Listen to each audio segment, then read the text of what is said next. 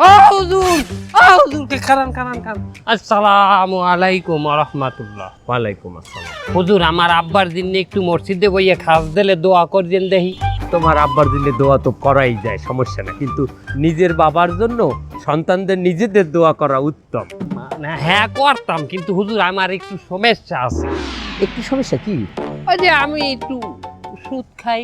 একটু তো বাদ দিয়ে দাও, ওর মধ্যে থেকে বাইরেই আসো, তওবা করো, তওবা করিয়া বাবার জন্য দোয়া করো।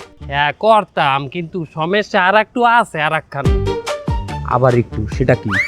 আমি যেখানে চাকরি করি না, হ্যাঁ না, আমি আবার একটু ঘুষ খাই। আচ্ছা বাইরেই আসো, ওখান থেকে তওবা করিয়া তারপর বাবা মার জন্য দোয়া করো। সব জায়গায় দিয়ে বাইরে এলো হুজুর, আর একটা সমস্যা আছে, ও জায়গায় দিয়ে বাইরে যাবে না। কি সেটা? চাচা তো ভাই আছে না, হ্যাঁ, এর একটু জমি খাইয়ে দে চালাম। মানে হক নষ্ট করছো? কতটা জমি খাইছো? এই একটু আইল ঠেলা দিছি আর কি। ও একটু আইল ঠেলছো? কত? আর এই 1.5 বিঘার নাম দিছি। 1.5 বিঘা? সমস্যা আর একটু আছে।